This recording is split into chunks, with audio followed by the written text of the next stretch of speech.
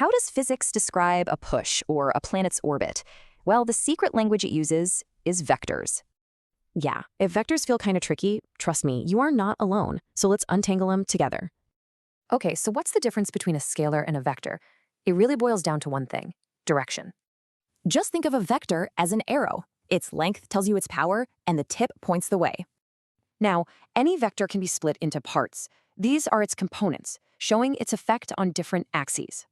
A really cool way to picture this: components are just the vector's shadow on the x and y axes.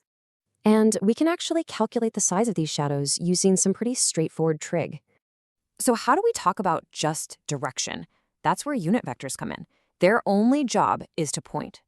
For our standard 3D world, E, J, and K are the go-to pointers for the X, Y, and Z axes.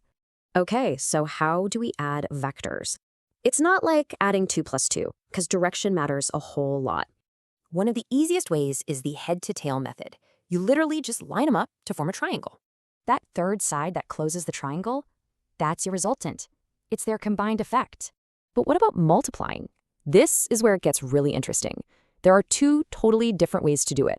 You've got the dot product to see how much they line up, and the cross product to create something brand new. Let's start with the dot product.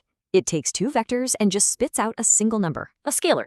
It's at its max when they're parallel and 0 when they're perpendicular. It's that simple. And why does this matter? Well, it's super useful for things like calculating the work done by a force. All right, on to the cross product. This one's totally different. It gives you a whole new vector. But which way does this new vector point? For that, we've got a really neat trick. It's called the right-hand rule. Seriously, use your right hand.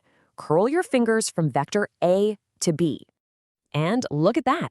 Your thumb is now pointing in the direction of the new vector. That's it.